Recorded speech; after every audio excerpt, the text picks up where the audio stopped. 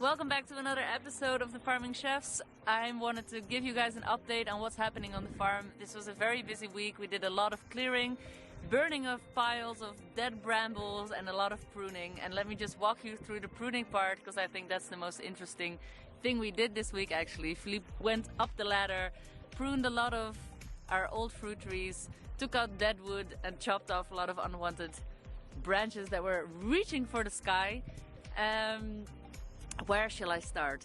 I think, first of all, I want to say thank you to James and Cameron, two of our friends who actually helped us to prune a lot of the vineyard.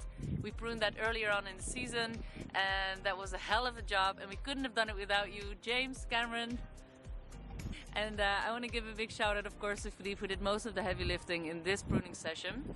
So I wanted to start off by talking about our farm, which is 5.5 hectares, and we're in the setup phase of the farm right now. So there's time slots for everything and we are just hauling ass to get as much work done before spring hits, which by the way is my favorite season of all.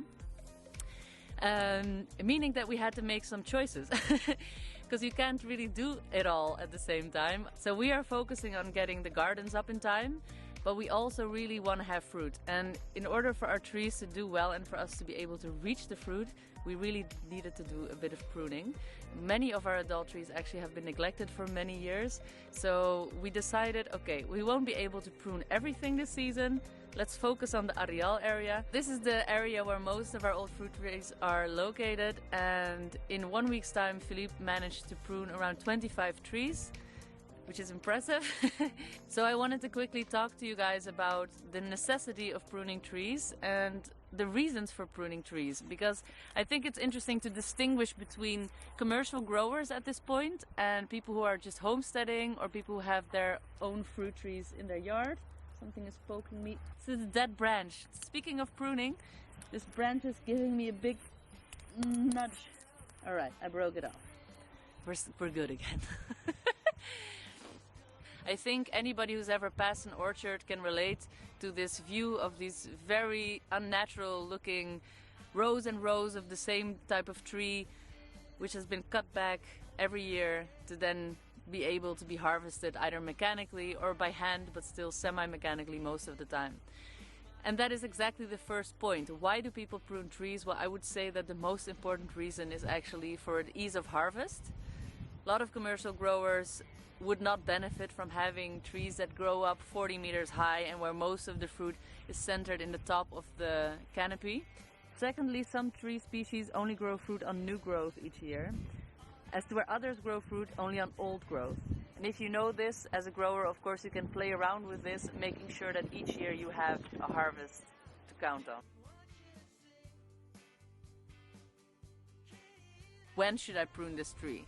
Now the answer to that question varies obviously on the tree species, but the most important thing you should remember is a tree is best cut or pruned when it's in its dormant stage. And the dormant stage signifies the period of the cycle of the year in which the tree is actually not growing, so it's not expanding in size, but it is taking the time to defend itself against harsh weather conditions. So maybe winter, extreme droughts, extreme heat, a nutrients deficiency. The tree will go into a mode where it now is going to put all its energy in creating thick bark and making sure that it needs as little energy as possible to survive.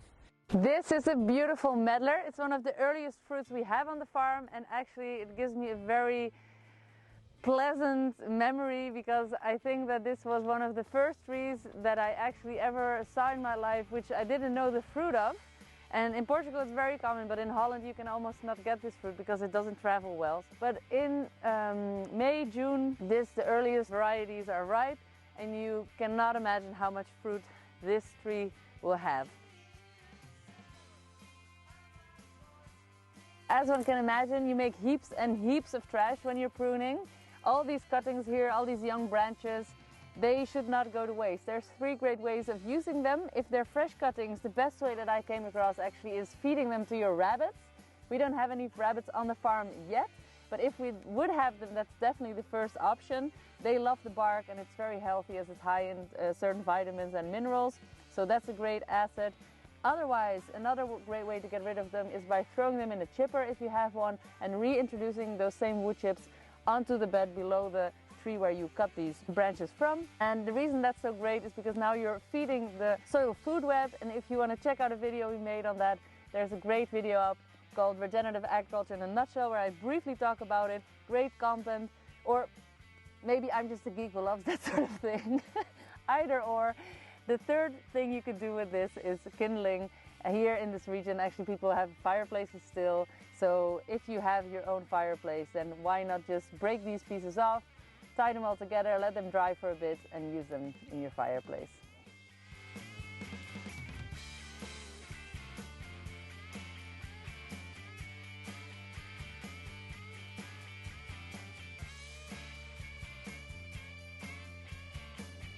There you have it, somebody working, somebody talking, another episode done.